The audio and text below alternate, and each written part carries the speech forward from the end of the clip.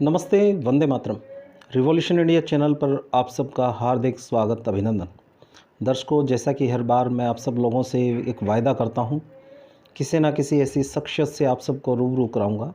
और आज के हमारे ख़ास मेहमान श्रीमान विजेंद्र रेड्डी जी, आप इंडियन नेशनल लोक दल के प्रदेश प्रवक्ता हैं। आपका रिवॉल्यूशन इंडिया चैनल पर हार्दिक स्वागत, अभिनंदन। धन्यवाद। और आपके सभी दर्शकों को मेरा भी बहुत बहुत नमस्कार। रेड्डी साहब, आपको बहुत एक महत्वपूर्ण जिम्मेवारी इंडियन नेशनल लोक दल पार्टी ने दी है बतौर प्रदेश प्रवक्ता, जहां वो एक तरीके से किसी भी पार्टी का आईना होता है। बहुत सोच समझ के बहुत तथ्यात्मक टिप्पणियां करनी होती हैं, कहीं उल जलूल आदमी नहीं बोल सकता है।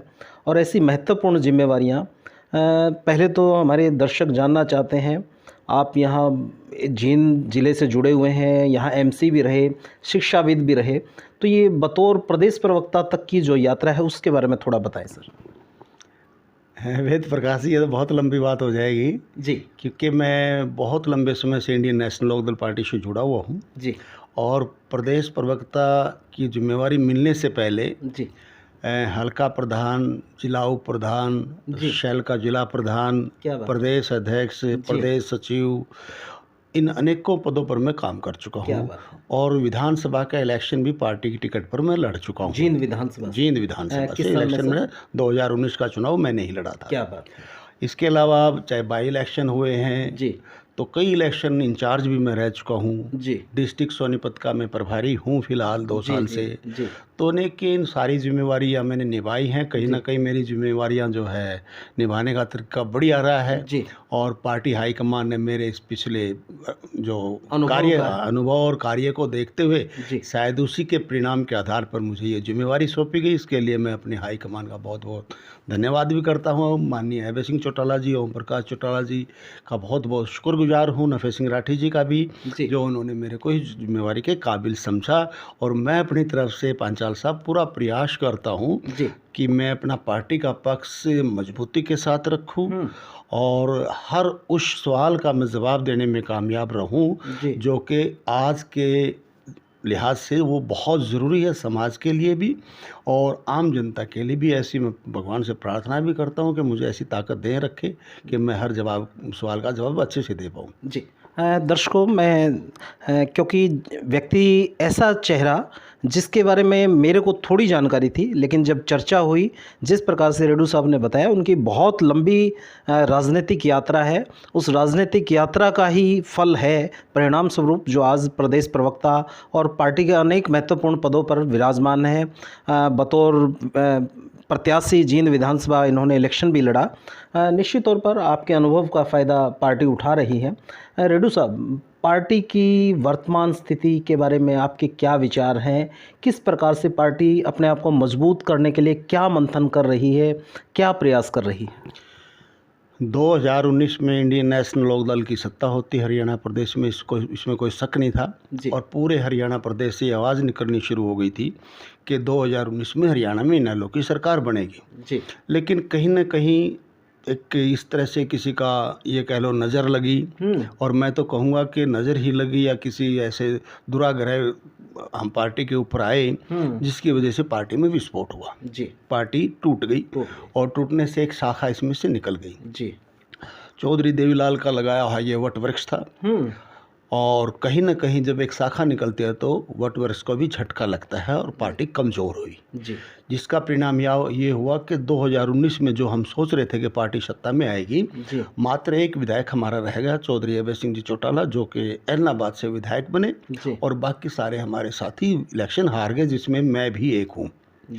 बड़ी साफ गोई से आप इस चीज़ को एक्सेप्ट कर रहे हैं कि हार को भी स्वीकार करना बहुत बड़ी बात है। सच्चाई है। मैं ऐसी कोई बात नहीं कि जो मैं इसको छुपा सकूँ, तो जनता के सामने जनता जानती है।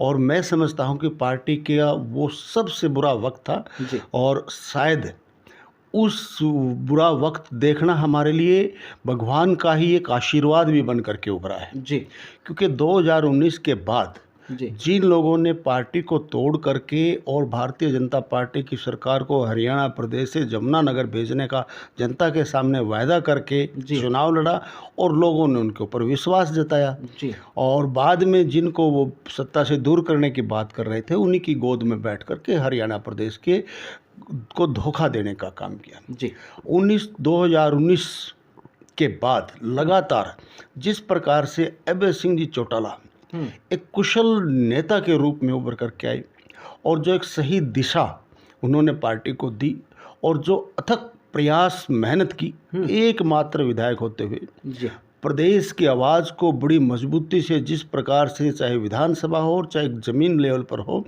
उन्होंने बात को उठाया, जी और सरकार को कई बातें ऐसी थी जो मनवाने पर सरकार को झुकाने का काम भी अभय सिंह जी चौटाला ने किया। आज पूरा सत्ता पक्ष इस बात को मानता है कि अभय सिंह चौटाला जो है वो लीडर हैं और तथ्यपरक बातें करने वाले हैं और मजबूती से अपनी बात रखने वाले हैं। उसी का परिणाम उनका अथक मेहनत, उनकी सत्यवादिता, उनकी सत्यवादिता, इन सभी के परिणाम स्वरूप पार्टी ने दोबारा से ग्रोथ करना शुरू किया। जी और आज जी संक्षेप में जी करंट टॉपिक पर आते हुए मैं यही कहना चाहूँगा, आज जो इंडियन नेशनल लोकदल पार्टी जिस अवस्था पर पहुंच चुकी है उससे मैं दावे के साथ कह सकता हूं आज रिवॉल्यूशन इंडिया चैनल के ऊपर कि 2024 में अभय सिंह चौटाला हरियाणा प्रदेश के मुख्यमंत्री होंगे। मैं बिल्कुल दावा करता हूं इस बात का, और क्यों करता हूं उसका स्पष्टीकरण भी मैं जरूर दूंगा आपके दर्शकों को। बिल्कुल। जिस प्रकार से पार्टी ने जहां 2022 तक मजबूती के साथ संगठन को खड़ा करने का काम किया, संगठन को बढ़ाने का काम किया, और अभय सिंह ने विधानसभा से लेकर के हर हलके में जा कर के जनता की आवाज़ को बुलंद करने का काम किया, अन्याय के खिलाफ लड़ने का काम किया, तो इन सभी परिणाम के स्वरूप पार्टी ने देश के हर हलके में जा कर के पद यात्रा के माध्यम से लोगों को जागरूक करने का एक निश्चय 24 फरवरी 2023 को सिंगार गांव से, नूह के सिंगार गांव से इस यात्रा की शुरुआत हुई जी। और इस यात्रा का नाम हमने जो रखा वो परिवर्तन पद यात्रा, यानी प्रदेश में परिवर्तन लाने के मद्देनजर इस यात्रा की शुरुआत की जी। सिंगार बड़ा एक हमारा ऐतिहासिक गांव है जहां श्री कृष्ण जी का वास, जो वहां पर उन्होंने लड़ाई के बाद वहां जाकर के विश्राम किया था, वहीं से हमने यात्रा शुरू करने का काम किया जी। और तब से लेकर के 24 फरवरी से लेकर के आज तक लगभग अभय सिंह चौटाला 1400 किलोमीटर की यात्रा और लगभग 700 गांव में जा चुके हैं और वहां के लोगों से मिलने का काम किया है, उनकी समस्याओं को जानने का काम किया है। अब देखिए, जो लोग जब यात्रा की बात पार्टी ने कही थी उस टाइम लोगों ने यह कहा था कि तारीख तो फिक्स कर दो, चल करके तो दिखाना, और लोगों ने तो यहाँ तक भी कह दिया था कि अगर अभय चौटाला यदि 300 किलोमीटर भी पैदल यात्रा कर लेता है तो हम राजनीति करना छोड़ देंगे। क्या मैं उन लोगों से आपके चैनल के माध्यम से ये भी पूछना चाहता हूँ कि अभय सिंह चौटाला 1400 किलोमीटर की यात्रा कर चुके हैं, वो राजनीति छोड़ने की कब घोषणा कर रहे हैं, हम उसका इंतजार भी कर रहे हैं उन लोगों का। तो जिस प्रकार से पांचाल साहब जी इस यात्रा के माध्यम से इंडियन नेशनल लोकदल पार्टी में सभी दलों के लोग अपने अपने दलों को छोड़ करके शामिल हो रहे हैं जी। हर रोज हर हलके में जी 10, 20, 50, 100 तक कार्यकर्ता शामिल हो रहे हैं और हमारा परिवार दिन दुगनी रात चुगनी बढ़ोतरी की ओर है, बढ़ता जा रहा है। और जिसका प्रमाण, जिसका सर्टिफिकेट ये है कि जिस सरकार ने 2014 में सत्ता में बैठते ही पहली कलम से वो कार्य किया था जो कभी देवीलाल ने चंडीगढ़ में बैठते ही पहली कलम से करने का काम किया था, उसका उल्टा काम इस सरकार ने किया। अब आप पूछोगे ऐसा कौन सा काम है? जी बताइए सर। जब चौधरी देवीलाल सत्ता में आए थे तो उन्होंने खुले दरबारों का प्रचलन किया था और वो जनता के बीच में प्रशासन के साथ जाकर के पेड़ों की छाया में बैठ कर के वहाँ जनता के दुख तकलीफ़ों को दूर करवाने का काम किया करते थे। ये एक शुरुआत की थी खुले दरबारों की, जिसको बाद में ओम प्रकाश चौटाला जी ने बखूबी निभाया और गाँव में जाकर के लोगों की समस्या सुनी और मौके पर ही बैठ कर के प्रशासन के साथ उन समस्याओं को दूर करवाने का काम किया। लेकिन मौजूदा सरकार ने चंडीगढ़ बैठते ही सबसे पहली कलम से उन खुले दरबारों को बंद किया और वो विशाल जो पेड़ों के नीचे एक सभा हुआ करती थी उसको समेट करके एक छोटी सी विंडो बनाने का काम, खिड़की, छोटी सी विंडो बनाई, खिड़की बनाई और उस खिड़की में भी ऐसे गत्ता लगा दिया ऊपर ताकि शक्ल ना दिखाई दे कंप्लेनेंट की और केवल हाथ से पर्ची डाल दे। और दूसरी घोषणा की कि कोई भी व्यक्ति मुख्यमंत्री के हाउस पर आकर के शिकायत करने का काम नहीं करेगा। जिसको किसी प्रकार की यदि प्रॉब्लम है तो वो विंडो में जाकर के अपनी पर्ची डाल दे और वहाँ भी शक्ल ना दिखाए, गत्ता लगा दे। जी। तो कितना बड़ा परिवर्तन इन्होंने करने का काम किया था। उसी परिवर्तन को जो इन्होंने किया, देवीलाल के खुले दरबारों को खिड़की में समेटने का काम किया था, उसी खिड़की को खोलने के लिए हमने पदयात्रा की शुरुआत की और वही खुले दरबार गांव-गांव में जाकर के लगाने का काम किया जा रहा है। जिसकी से भयभीत होकर के मुख्यमंत्री ने दोबारा से उसी ताऊ देवीलाल की नीतियों को, जिन्होंने 2014 में इन्होंने बंद किया था जिनको, उन्हीं को दोबारा से शुरू करने का काम किया जन संवाद कार्यक्रम के तहत। प्रवास करते हुए संवाद कर रहे हैं, प्रवास किया, दोबारा से खिड़की से बाहर निकले जी और इन्होंने देख लिया खिड़की में बैठ करके तुम्हारी भी खिड़की बन गई है जी। जो पार्स जन समर्थन इनको 2014 में 47 सीटों के साथ मिला, 2019 में 40 सीटों के साथ मिला। इनको देख लिया कि वो जो खुले दरबारों वाला समर्थन था वो तो विंडो बन गया, तुम 10 से नीचे रहने वाले हो 2024 में। इसी से भयभीत होकर के और हमारी परिवर्तन पदयात्रा से भयभीत होकर के इन्होंने खिड़की से बाहर निकल करके जन संवाद करने का कार्यक्रम किया। लेकिन कहते हैं कि जो मतलब जो जानता है करना वही करेगा जी। जन संवाद इन्होंने भिवानी से शुरू किया जी और जन संवाद के दौरान इन्होंने पास लागू कर दिए। जिसको पास दिया गया वही मुख्यमंत्री की सभा में आएगा। वो पास कौन इशू करेगा? वो पार्टी इशू करती थी, पार्टी का जिला अध्यक्ष पास इशू करता था। जिसको पास मिलेगा वही जन संवाद कार्यक्रम में शामिल हो सकता था। इस बात को आप तथ्यात्मक तरीके से इसकी पुष्टि कर सकते हैं किसी प्रकार से कि वास्तव में इस प्रकार से हुआ है? ऐसा है जी। इसकी पुष्टि के लिए मैं कम से कम 10 डिबेट में ये बात कह चुका हूँ और हर चैनल पर कह चुका हूँ, चाहे वो इंडिया न्यूज़ हरियाणा है, चाहे जी न्यूज़ है, चाहे हरियाणा न्यूज़ है, चाहे आज समाचार है। बहुत सारे चैनलों पर मेरी वीडियो मिल जाएंगी। और बीजेपी की और हमारी आमने सामने टक्कर हुई है जब हमने इनसे ये सवाल पूछा था, भैया आपने पास सिस्टम लागू क्यों किया? अरे क्या पास वाला आदमी ही जो है ना सरकार से प्रश्न पूछ सकता है? आम आदमी नहीं पूछ सकता, दूर वाला नहीं पूछ सकता, दूर वाला नहीं पूछ सकता। उनको एंट्री ही नहीं दी और पास वाले अपने अपने वर्करों को पास दे दे करके सभा में बिठा लिया और वहाँ जिंदाबाद जिंदाबाद के नारे लगवा दिए। ये षड्यंत्र कहाँ तक चलेंगे पंचाल साहब जी? सच्चाई तो सच्चाई होती है। ताऊ देवीलाल के दरबार हुआ करते थे, लोकलाज से चलता है, ये एक ध्येय वाक्य है ताऊ देवीलाल जी ने दिया और उसको अमली जामा पहनाने का काम किया चौधरी ओम प्रकाश चौटाला जी ने। बिल्कुल 100% लोकलाज से ही चलता है। लेकिन इन्होंने तो लोकलाज ही छोड़ दी क्योंकि 8 साल बाद जनता के बीच जाने का फैसला हमारे सम्माननीय मुख्यमंत्री जी करते हैं। हम आदर के साथ उनसे ये निवेदन करते हैं, मुख्यमंत्री जी अगर आपको जन संवाद की करना था कम से कम हमारे जैसे प्रवक्ता से सलाह ले लेते। हम बता देते कि कैसे संवाद होते हैं।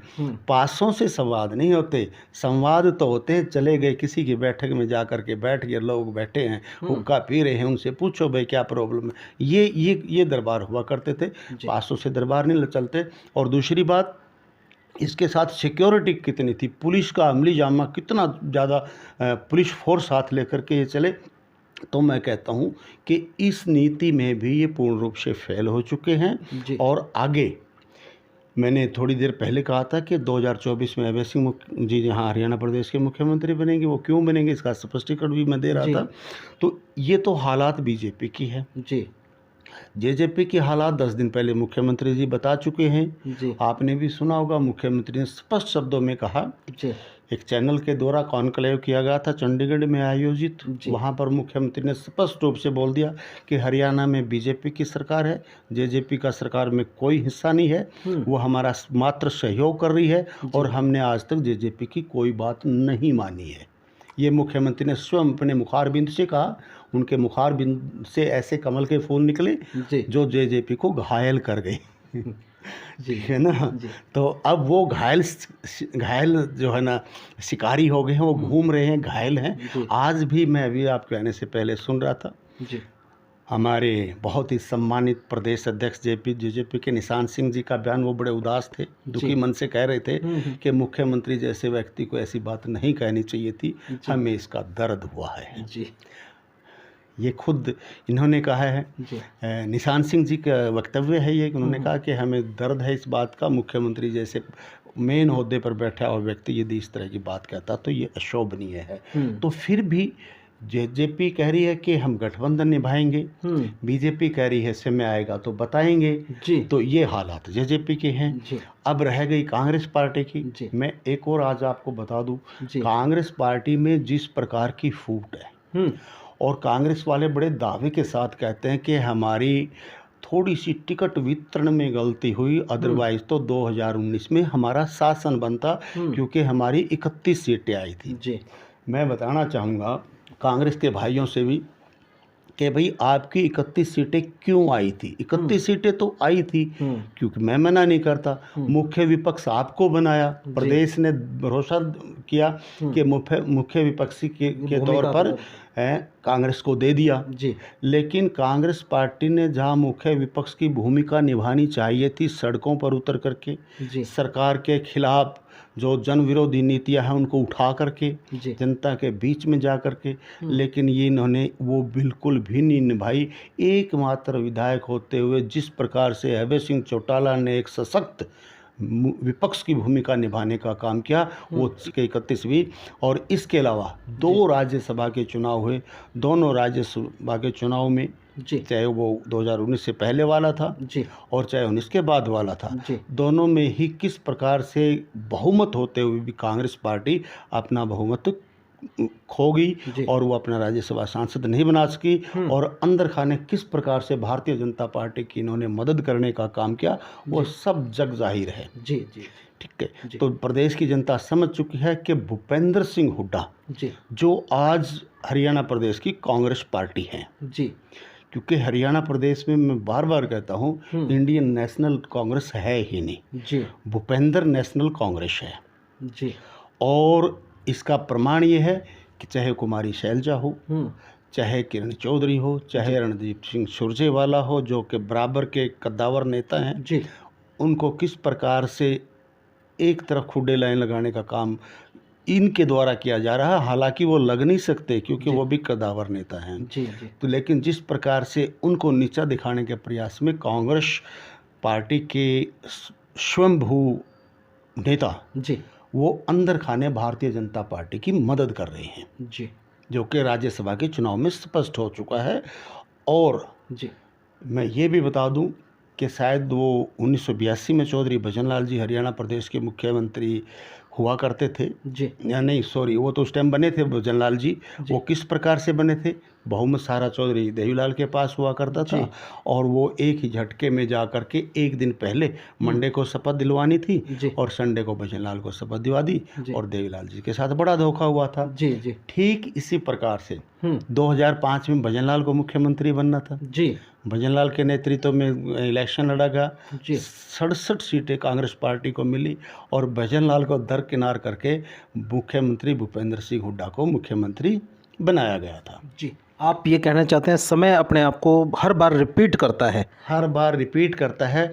अब वो हालात उस टाइम कैसे हुए थे मुझे सारी कहानी याद है, क्योंकि उस टाइम मैं भी एक एक्टिव पॉलिटिक्स में था। जी जी जी 2005 में ना मैं डिस्ट्रिक्ट यूथ प्रेसिडेंट होता था, जिला युवा प्रधान था मैं उस टाइम में। ठीक, वहाँ वो मैंने पहले नहीं बताया आपको। तो जिला युवा प्रधान पे मैंने पद पे काम किया है। तो उस टाइम जैसे ये घटना गर्म घटा तो लोगों में बहुत गुस्सा पैदा हुआ था कि हमने भजनलाल के फेवर में वोट दी थी, लेकिन भूपेंद्र हुड्डा को मुख्यमंत्री बना दिया गया। तो काफ़ी हरियाणा प्रदेश के लोगों में काफ़ी विरोध बीच में पनपा था और तोड़फोड़ भी मची थी हरियाणा में, लेकिन हाईकमान का साथ था, इनको मुख्यमंत्री बना दिया। अब 2019 की देखिए, मैं कोई ज्योतिषी तो हूँ नहीं जी लेकिन राजनीतिक विश्लेषण के आधार पर मैं भविष्य के बारे में कुछ कहने का मेरा व्यक्तिगत अधिकार है जी कि आगे ऐसा हो सकता आकलन, है। भविष्य के आकलन किया जा सकता हाँ, ऐसे हो सकता है। जी पहली बात तो कांग्रेस को बहुमत मिलना नहीं, जी और खुदा न खास्ता लार्जेस्ट पार्टी के रूप में आ भी जाए जी तो मैं बिल्कुल दावे के साथ ये बात कह सकता हूँ कि हरियाणा प्रदेश के मुख्यमंत्री भूपेंद्र सिंह हुड्डा कभी नहीं बन पाएंगे। ये आप बहुत बड़ी बात आप कह रहे हैं। यस, बहुत बड़ी बात है जी और शायद अब तक किसी ने कही भी नहीं होगी। जी दरअसल 2024 में मेरा मानना ये है कि चुनाव से पहले भूपेंद्र सिंह हुड्डा अलग पार्टी बना लें, जी क्योंकि टिकट वितरण के ऊपर बहुत बड़ा घमासान कांग्रेस पार्टी में मचना है जी और उस टाइम भूपेंद्र सिंह हुड्डा के हाथ काट दिए जाएंगे और भूपेंद्र सिंह हुड्डा अलग पार्टी बना सकता है। अगर अलग पार्टी नहीं भी बनाएंगे जी तो इसको कांग्रेस में से ऐसे निकाला जाएगा जैसे दूध में से मक्खी निकाल करके फेंक दी जाती है। जी तो फिर हरियाणा प्रदेश में बचेगा कौन, मुझे ये बताइए। बीजेपी जेजेपी के खिलाफ लोग वोटिंग करेंगे। जी कांग्रेस में अंदरूनी कलह इतनी ज़्यादा है और बड़े मैंने काफ़ी डिटेल में आपको के चैनल पे बातें कहने का काम किया है। जी जी और जो कि लगभग मुझे लगता है साइकोलॉजिकली वेव से भी और फिजिकली वेव से भी कि ऐसी घटना घट सकती हैं। जी देखिए, कल्पना है, जी जी विचार है, विचार, सत्य तो भविष्य जानता है क्या होगा क्या नहीं होगा, भविष्य का कोई नहीं जानता। आंकलन है मेरा अपना। जी और जी अभय सिंह जी चौटाला, जो कि आज काफ़ी सारे चैनलों ने दिखाना शुरू कर दिया है कि परिवर्तन यात्रा के शुरू होने के बाद आज जो लगभग 60 दिन हो चुके हैं और 1400 किलोमीटर की यात्रा हो चुकी है, 700 गांव में जा चुके हैं। इसके बाद जो सर्वे निकल कर के आ रहे हैं उसमें 15 से 20 इनेलो की सीटें दिखानी शुरू कर दी हैं सर्वे वालों ने। इलेक्शन से पहले, इलेक्शन से 1 साल से भी फालतू का समय बाकी पड़ा, 1.5 साल पड़ा है। तो यहाँ दिखा रहे हैं और आगे आगे हमारी पार्टी का ग्राफ बढ़ता ही जा रहा है। तो Indian national Lokdal party Haryana प्रदेश में सरकार बनाएगी, अभय सिंह चौटाला हरियाणा के मुख्यमंत्री बनेंगे। लेकिन फिर भी यदि हालात 2019 वाले हो जाते हैं, यदि हालात 2009 वाले हो जाते हैं, जिस टाइम कांग्रेस को 40 सीटें मिली थी, हजका को शायद 7 सीटें मिली थी और फिर हजका पार्टी के विधायकों को तोड़ करके भूपेंद्र सिंह हुड्डा ने हरियाणा प्रदेश में सरकार बनाने का काम किया था। इसी प्रकार से 2019 में बीजेपी को 40 सीटें मिली, जेजेपी को 10 मिली और कुछ 7-8 निर्दलीय थे। तो इनको मिला करके जेजेपी और बीजेपी जो एक दूसरे के धूर विरोध में चुनाव लड़ा था। लेकिन आज तो एक भाजपा के प्रवक्ता ने एक डिबेट में मेरे को कहा कि इन्होंने हमारे विरोध में चुनाव नहीं लड़ा, अंदर खाने हम मिले हुए थे। अच्छा, जो कि बिल्कुल ही नई बात है। ये किस पार्टी के बारे में कही बात? बीजेपी के प्रवक्ता ने एक चैनल के ऊपर कहा कि 2019 में जेजेपी ने हमारे खिलाफ चुनाव नहीं लड़ा। अच्छा। मैंने उनको बार बार पूछा आप क्या कह रहे हैं? आपके तो मुकदमे भी हो गए थे, अनिल विज का और दिग्विजय के ऊपर तो मुकदमे भी दर्ज हुए थे अपशब्द बोलने के कारण, और इतने धूर विरोधी थे कि जमुना पार भेजने की बातें अगर थी तो भी उसने कहा नहीं, हमारे खिलाफ नहीं लड़ा। तो भाई ये राजनीति है, पता नहीं अंदर खाने क्या हो। और डबल तरीके से जनता को बेवकूफ़ बनाया गया हो। ठीक है ना। तो फिर भी यदि ऐसे हालात होते हैं तो Indian national Lokdal party Haryana प्रदेश से बीजेपी की और इस गठबंधन सरकार को चलता करने के लिए कोई भी स्टेप लेने के लिए तैयार है। क्या बात है, ये आप बहुत विश्वसनीय तरीके से और अधिकृत रूप से इस बात की आप व्याख्या कर रहे हैं। बिल्कुल विश्वसनीय तरीके से और अधिकृत तो मैं नहीं हूँ खैर, लेकिन हमारी पार्टी का विचार जो है वो हमारे पास विजन क्लियर है। पार्टी का, हमारे नेताओं का विजन क्लियर है। हमारे नेता लोग हमारे को ये क्लियर विजन दे चुके हैं कि स्पष्ट रूप से आप ये बात कह सकते हैं चैनल के ऊपर कि यदि हमें समर्थन देना पड़ा या लेना पड़ा इस सरकार को हरियाणा प्रदेश से चलता करने के लिए, हम उससे भी पीछे नहीं हटेंगे। कंडीशन जो भी होगी उस कंडीशन को मानने के लिए भी हम तैयार रहेंगे।